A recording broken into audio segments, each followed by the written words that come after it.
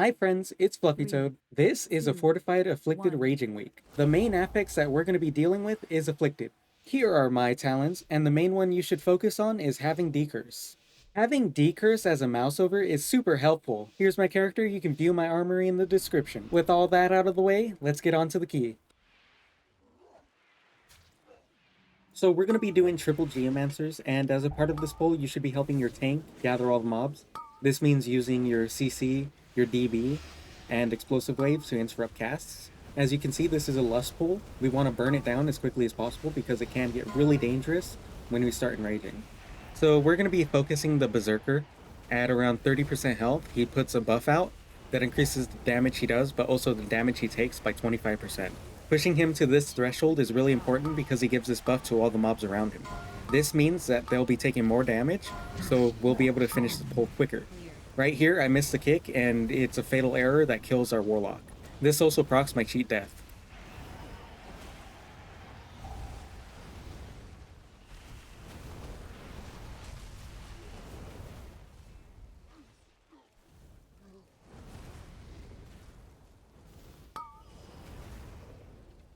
Two afflicted spawned. The Basilisk here are a danger mob to you. They put a Thorns buff on themselves that reflects any damage that you do to them back to you. A way we can avoid this is by focusing down the Berserker, since our Ignites don't reflect back onto us. Another thing we can be doing is spell stealing the Thorns.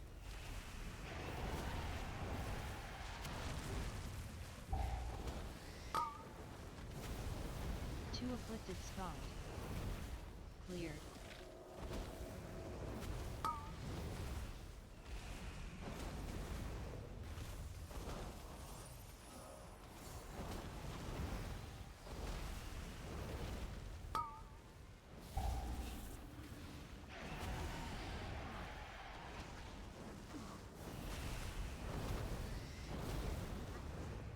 The scary ability for this boss is Olaf's Ricocheting Shield. So if I get it, I'm going to be using one of my defensives.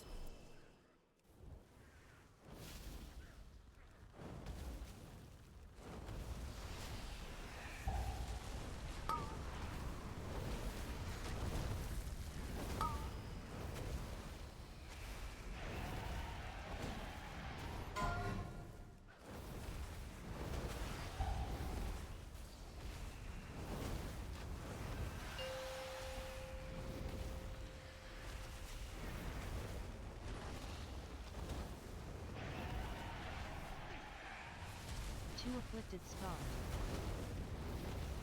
Cleared. So one thing you see us do here is we pull all the mobs into this corner. The reason we do this is it makes it easier to gather all the mobs after Swift does his little leap. As you can see right here, the Druid is out of position, so Swift is going to target her. This is a small mistake on the Druid's part, which causes us to lose a little bit of cleave damage.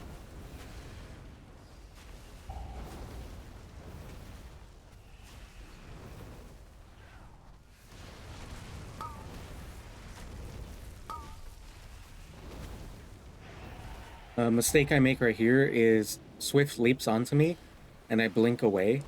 But the issue with that is I have to cancel my Pyroblast, and since I cancelled, I wasted 6 seconds of my combustion.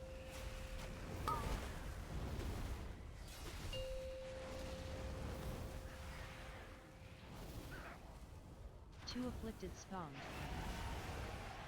Cleared.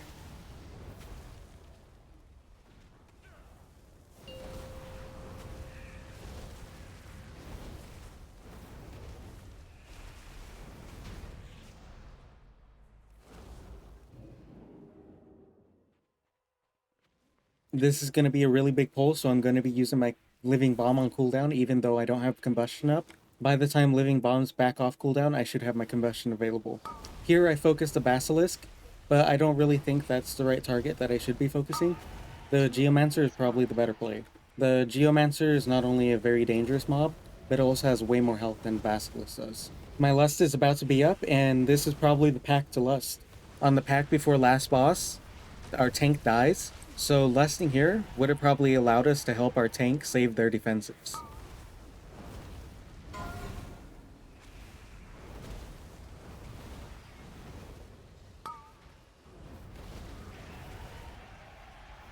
Two afflicted spawned. Clear.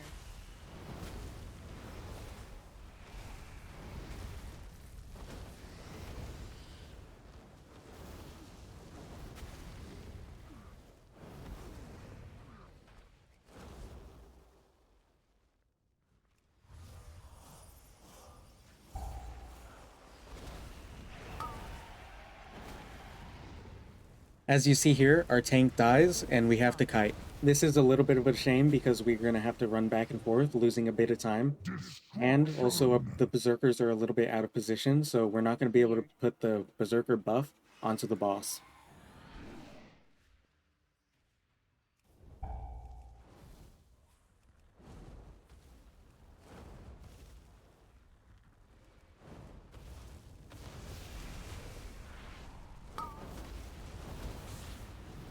Two afflicted spawned.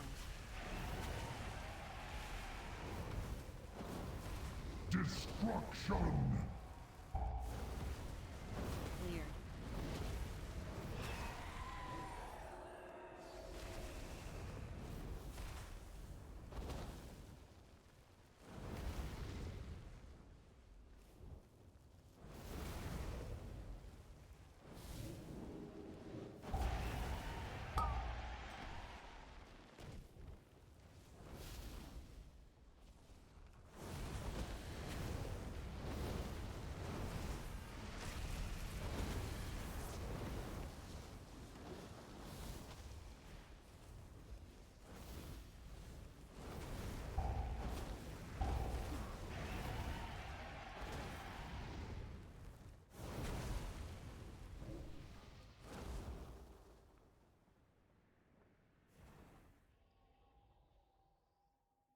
Bromach is a tough fight. Unfortunately, we didn't use the Berserkers to our advantage and give Bromach the buff. This would have helped reduce the amount of time that we spent on this boss. The most important things to keep in mind while doing this boss is the Totem and the Geomancer. You always want to help out your tank by kicking the Geomancer into the group. You should also pay attention to whenever the Geomancer casts Chain Lightning, because if this goes off, it'll certainly kill your team if the Totem's active.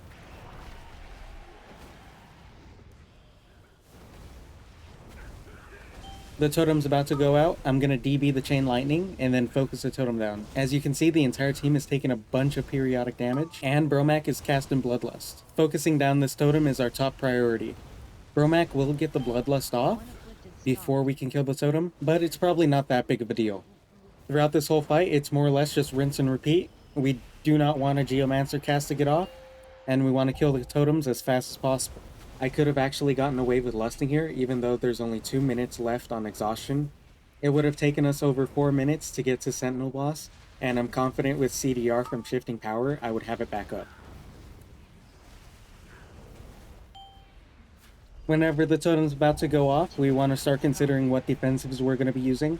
Here, I use Ice Cold. We're going to be focusing down this totem, so I'm going to be using Combustion into Mini Combustion. Make sure that you're still paying attention to Afflicteds. It's really important that you stay on top of this.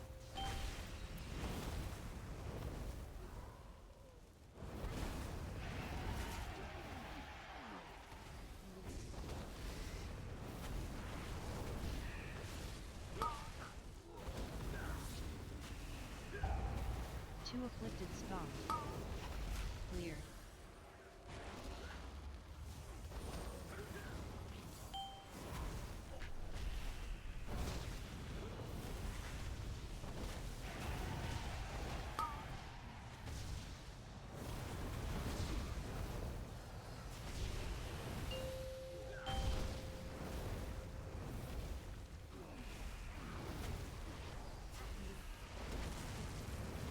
One afflicted spawned. Clear.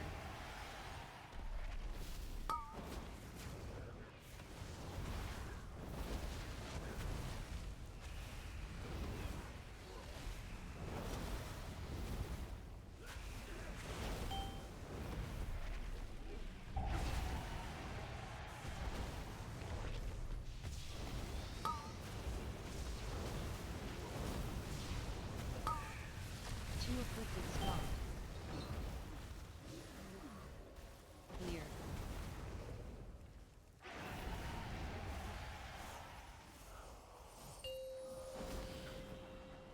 So we're about to pull 3 snakes and then 2 dwarf custodians.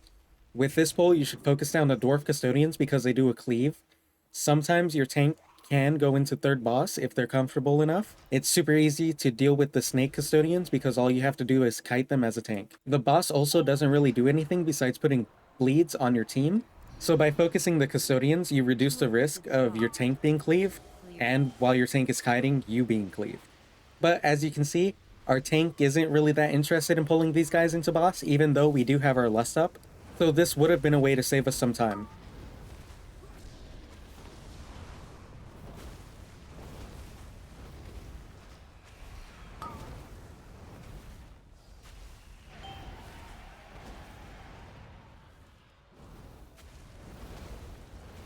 One afflicted spawned.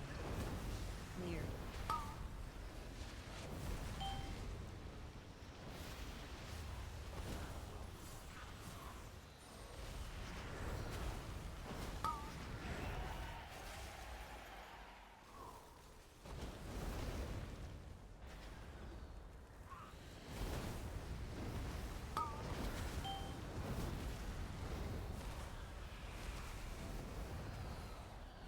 Two afflicted spawned. Cleared.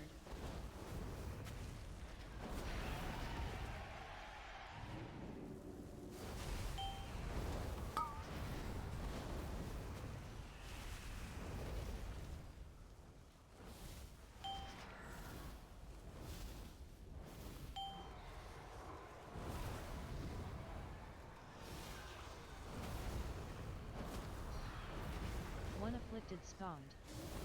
Cleared.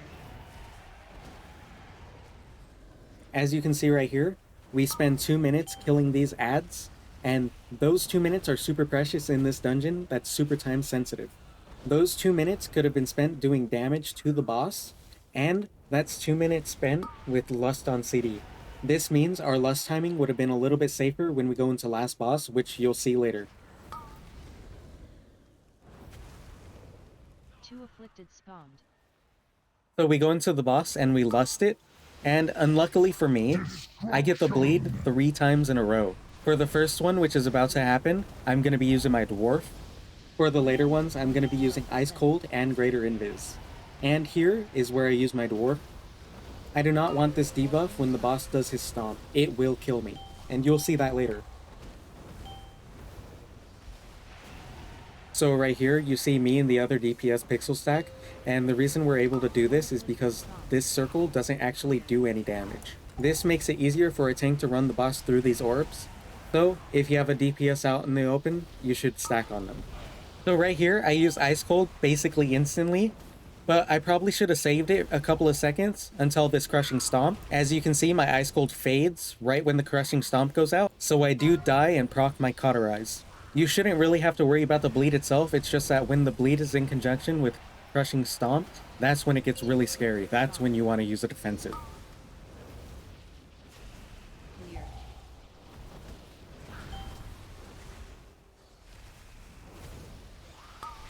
So here's the third time I get it. I use Greater Invis, and then I get Iron Bark from our healer. So I use my Alter Time at 100% HP because I know that this bleed is going to hurt a lot. And as you can see, at 40% health, I use my Alter Time again. I could have saved my Alter Time for Crushing Stomp instead, because by the time I used my Alter Time, the bleed was already gone. Cleared.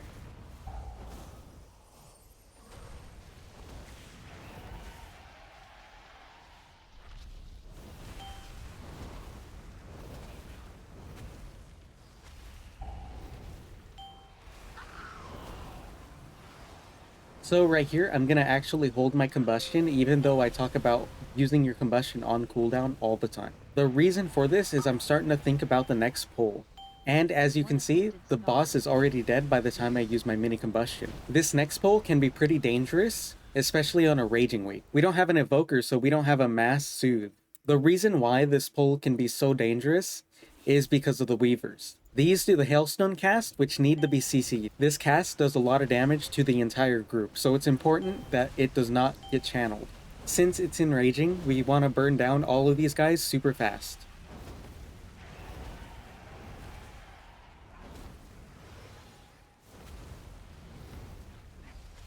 2 afflicted spawned.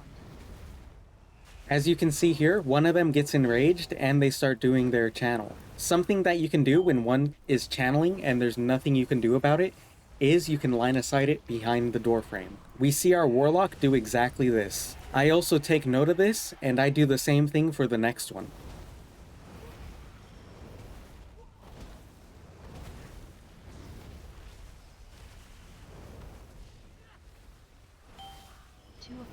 As you can see, I explosive wave and then I go hide behind the door frame. But by the time I get there, it's already fully done. But I do get to skip 1 tick of damage. Looking back at it, it might not have been that big of a deal to eat the damage, since the mobs were almost already dead.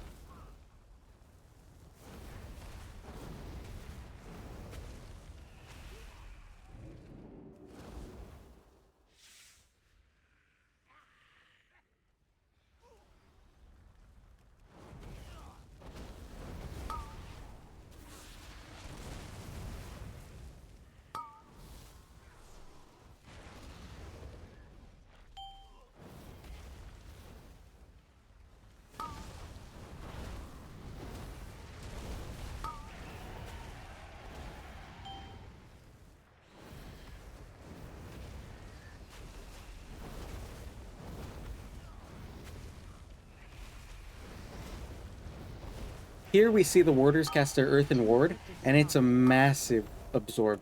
This is something that you should definitely spell steal. As you can see, it gives me a 1 mil absorb shield.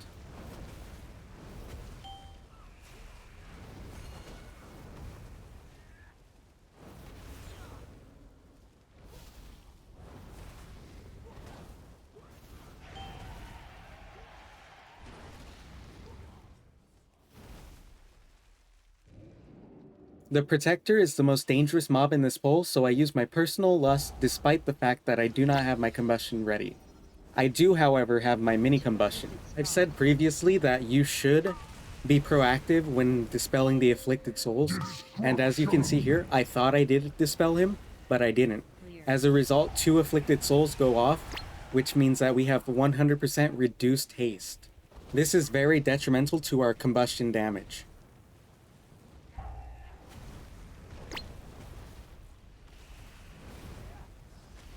Right here, the second earthquake is about to go out, so I use Greater Invis to reduce the initial damage for the first 3 seconds. As you can see, this is probably the only reason I'm able to live here, with my health being so low. When dealing with Earthquake, in the future, I'm going to be using my Alter Time to ensure that if I do drop that low again, I won't be as scared.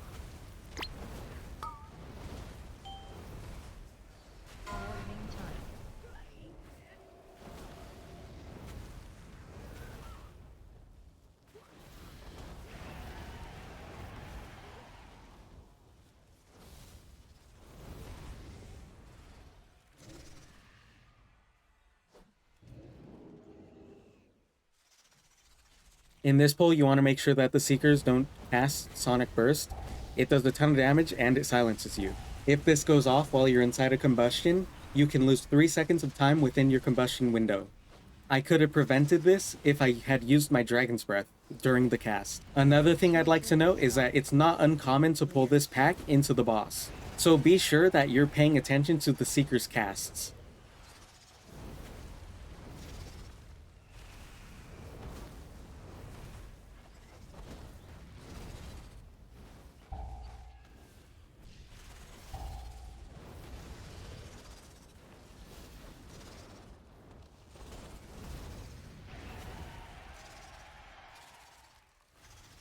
Two afflicted spawned.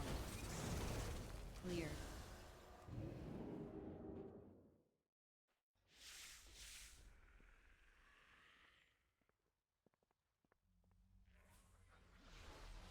This boss is super simple. There's not very much damage that goes out except for the unstable embers during this phase, and then the periodic damage when he goes inside of his shield. Something you should consider doing is using your mirror images during phase 2, since this is a 40-second DR that can last throughout the whole phase if you're unlucky with the ad placements.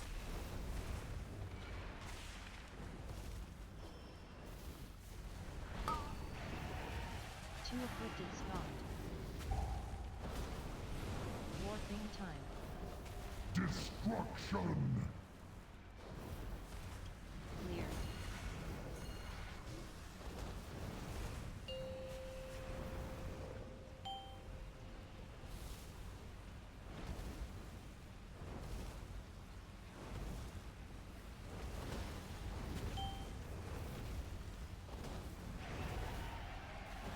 2 afflicted spawned.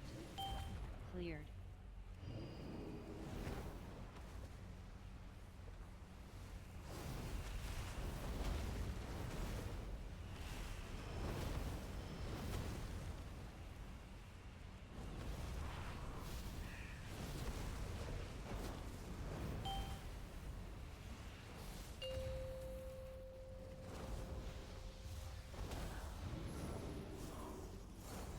Two afflicted spawned. Morphing time.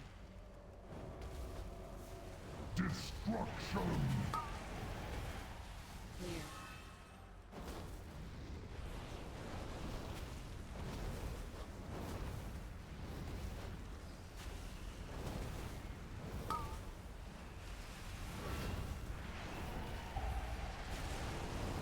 Morphing time.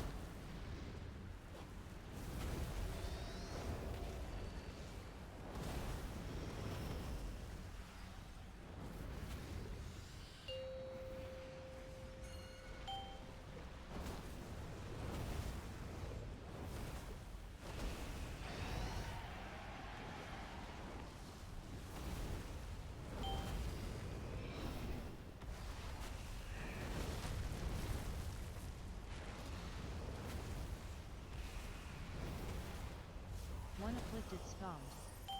Clear.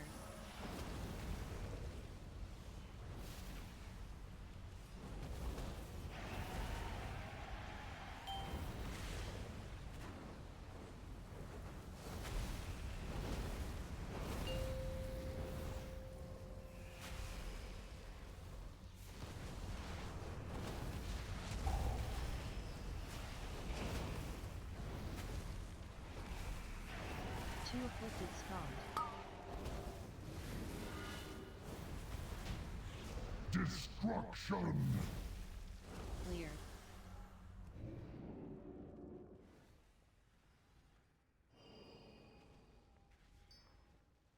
If you're someone like me who looks at spell animation instead of spell timers, this next pack can be a little weird for you.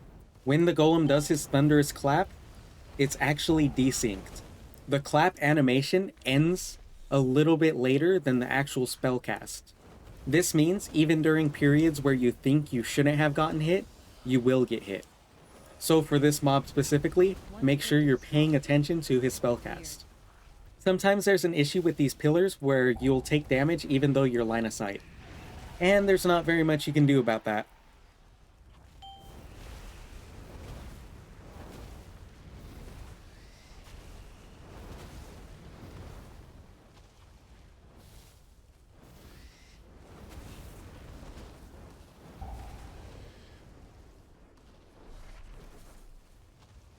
Two afflicted spawned. Clear.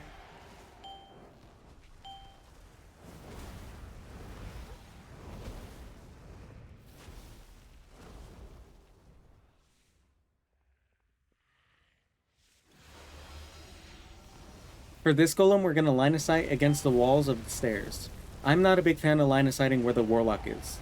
The reason for this is it's harder to get back into line of sight with a mob so you can continue casting. And as a fire mage, it's really important to be casting during your combustion. Line of sighting against the stair wall is so much easier to get back into sight so you can continue casting. Clear.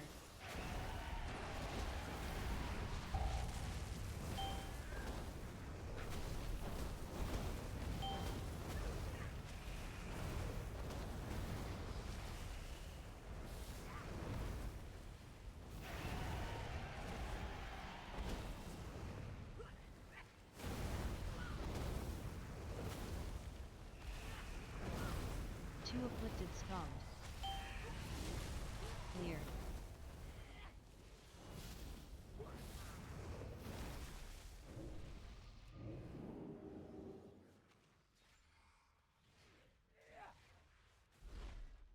There's nothing really special with this next pull, just make sure you're not standing in the Guardian's bubble because it does do periodic damage to you. Another thing to say is to pay attention to the warders and make sure that they don't get their Curse of Stones off, or if they do, make sure you're dispelling your friends. It's super important to make sure that that spell does not go off because you're also dealing with Afflicted at the same time, and with the group comp that we're currently running, it's only me and the Druid who can dispel. The Warlock can dispel if he's running Imp, but he's not running Imp right now.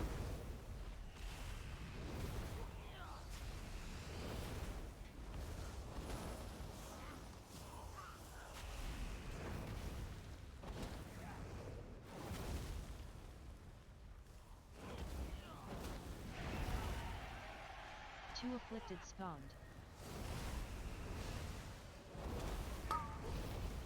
Clear.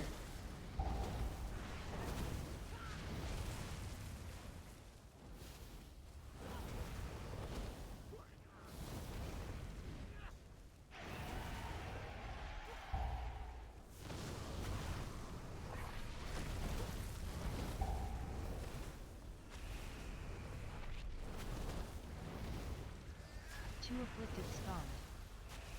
Clear.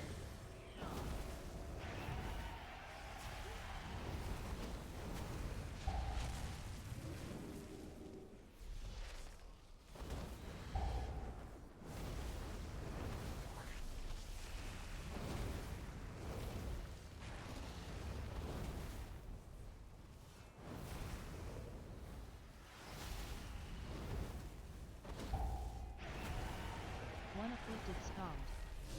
Clear. Here's an example of where Thunder's Clap does not line up with its spell animation. As you can see, I take the damage even though the spell animation doesn't fully register, so you need to be sure that you're behind that wall line of sighting the moment he starts casting. There's no real point trying to get that extra cast off, because it may result in your death.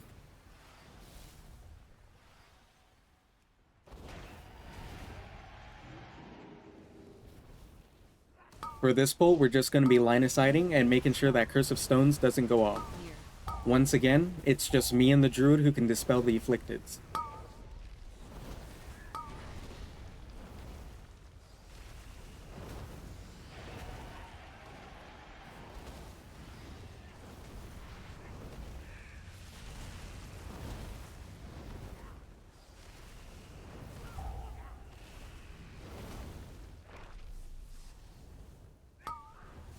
Two afflicted spawned. Destruction. Clear.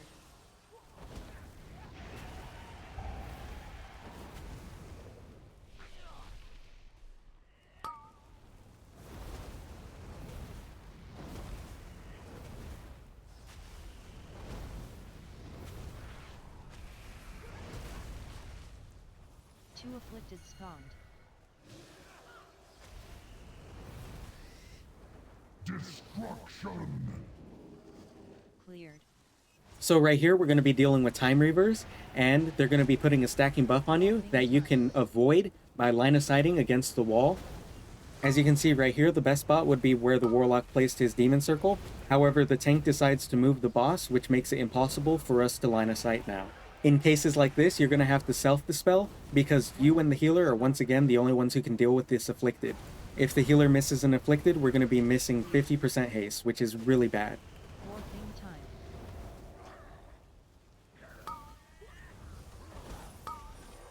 So right here I have 2 stacks, but I'm going to line aside it, and now my stacks are going to drop off. As you can see on his nameplate, I have a timer that tells me every 4 seconds he's going to be casting this. So around the 2-second mark, that's when I'm probably going to try to line aside. One afflicted spawned. Clear.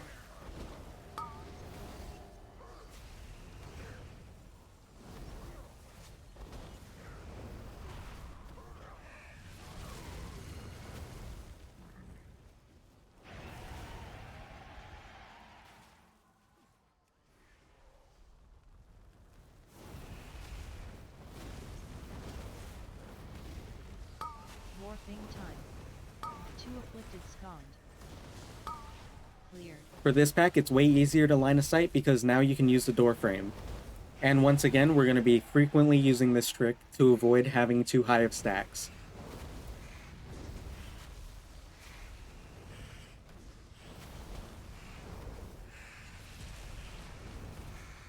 Warping time.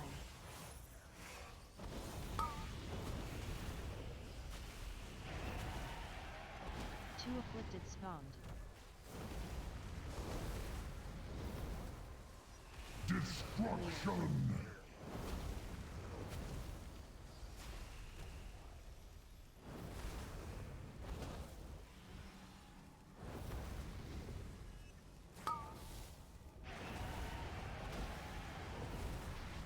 So after this mob, we're going to be gating, and despite me clicking on it and using my gateway control shard, it doesn't work for some reason, so I have to do the skip manually. This is super easy to do if you just stand on the corner, and then you jump and then move forward. So since the gateway didn't work, I got a little bit scared because we pulled the boss instantly, and I was not in the room. And if you don't know, the room doors do close. As I enter the room, I instantly get Wing Buffet, which doesn't feel that good, but we don't really have to worry about Wing Buffet because it doesn't do enough damage at this Keystone level to kill me outright. However, this means I should be using my defensives actively when I'm around 75% health, because that's my danger zone. Another thing to note is that you should be super close to the boss, you shouldn't be too far out, you should be close to where the melee are so you can bait the puddles. You want to keep really good baits because it's super hard to keep this room clean since it fills up super easily. As you see here, a puddle drops on the druid, but we have rewind time flow, so it goes away anyway, so it's not that big of a deal. But you should always be near the melee DPS, no matter what. It's extremely important in order to keep the room clean. From then on, it's rinse and repeat. Keep your puddles close to the boss, don't die to Wing Buffet, and you win the dungeon. 93.2%.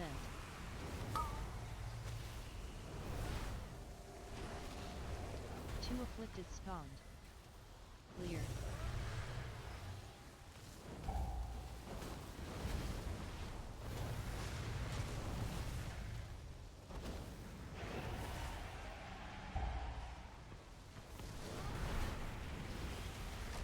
Dwarfing time.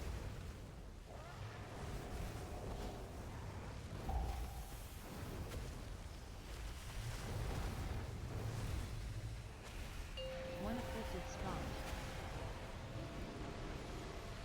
Clear.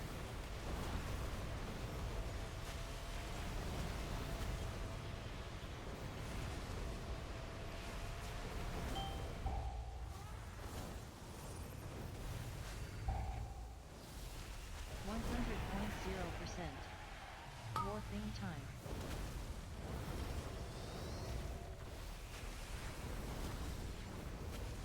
Two afflicted spawned. Clear.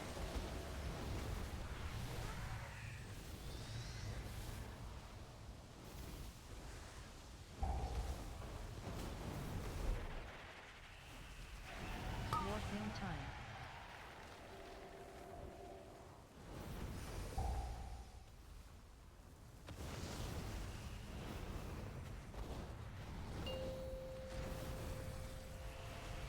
Two afflicted spawned. Clear.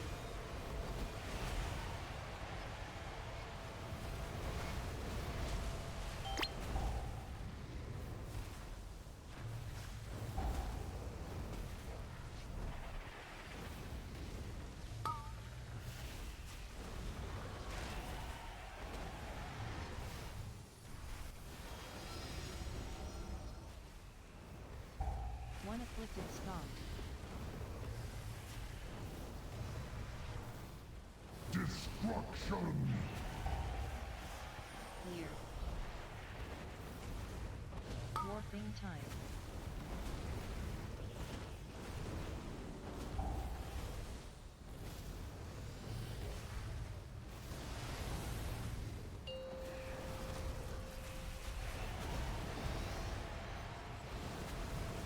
Two afflicted spawned.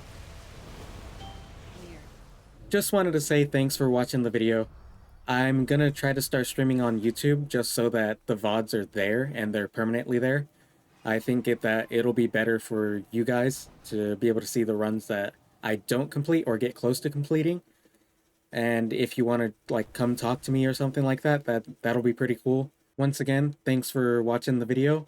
I really appreciate it. Have a good day. Good luck on your keys.